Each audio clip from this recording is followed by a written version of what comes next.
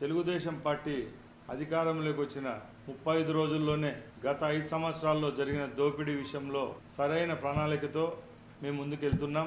ముఖ్యంగా గత 5 సంవత్సరాల్లో రాష్ట్ర ప్రభుత్వానికి సంబంధించిన అలాగే రాష్ట్ర ప్రజల యొక్క ఆస్తులను దోపిడీ చేసిన ఆనాటి ప్రభుత్వం యొక్క భూములనైతేనే వాళ్ళు దోచుకున్న ఖనిజాలైతేనే దీనిల మీద సమగ్ర విచారణతో ఈరోజు మా ప్రభుత్వం ముందుకెళ్తా ఉంది.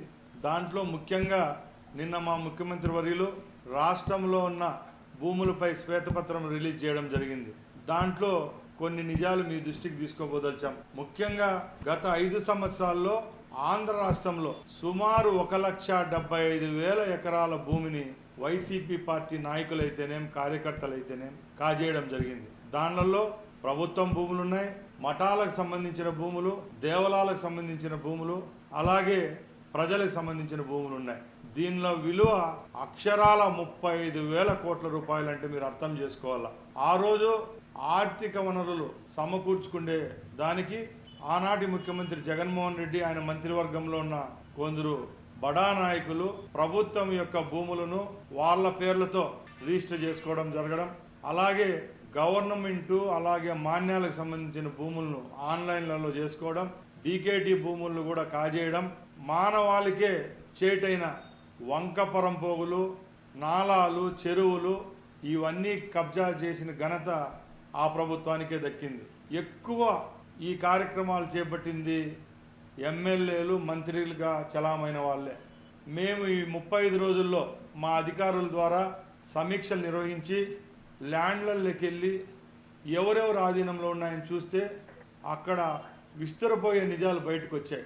చిత్తూరు జిల్లాలో ఆనాటి మంత్రి అలాగే ఎంపీగా ఉన్న అతను వాళ్ళ కుటుంబ సభ్యులు సుమారు 3,000 ఎకరాల భూములను వాళ్ళ పేర్లతో పెట్టుకోవడం జరిగింది. పులిచెర్ల అయితేనేం, అలాగే అంగళ్ళు తమ్మలపల్లి కాన్స్టిట్యున్సీలు అయితేనేం, మదనపల్లి, పుంగునూరు చెప్పుకుంటా పోతే ఎక్కడ చూసినా ఆ భూములను కాజేసినారు.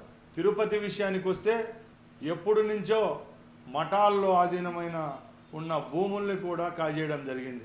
మేము ఒకటే చెప్తున్నాం, ప్రజలకు భరోసా ఇచ్చాం.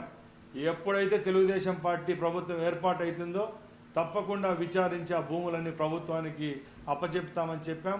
అదే కార్యక్రమాలు ఈరోజు మా యొక్క ప్రభుత్వం చేస్తుందని మీ అందరికీ తెలియజేసుకుంటున్నాం. రాష్ట్రంలో ఇసుక దోపిడీ జరిగింది.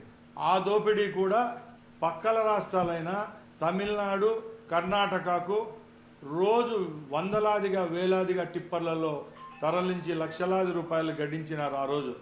ఆ రోజు గనుల శాఖ మంత్రి అయిన పెద్దిరెడ్డి రామచంద్రారెడ్డి ఆధీనంలోనే రాష్ట్రంలో ఉన్న గ్రానైట్ కొండలన్నీ ఆయన చేతుల్లోనే ఉన్నాయి. ఎవరైతే ఆ ప్రభుత్వాల్లో చట్టబద్ధంగా చేసుకుంటా అంటే వీళ్ళు హింసించారో వాళ్ళు ప్రభుత్వ దృష్టికి వాళ్ళ సమస్యలు తీసుకొని వస్తే తప్పకుండా వాళ్ళకి న్యాయం చేసేదానికి మా ప్రభుత్వం సిద్ధంగా ఉందని తెలియజేసుకుంటాం. చిత్తూరు, కడప జిల్లాల్లో ప్రపంచంలోనే ఎక్కడ లేని విధంగా ఎర్రచందనం చెట్లున్నాయి. పోలీసులను అడ్డం పెట్టుకొని, రెవెన్యూను, ఫారెస్ట్ని అడ్డం పెట్టుకొని కోట్లాది రూపాయల ఎర్రచందనాన్ని కూడా చైనా మార్కెట్కు తరలించిన ఘనత ఆ రోజు మంత్రి అయిన పెద్దిరెడ్డి రామచంద్రారెడ్డి వాళ్ళ కుమారుడైన మిథున్ రెడ్డికే దక్కింది.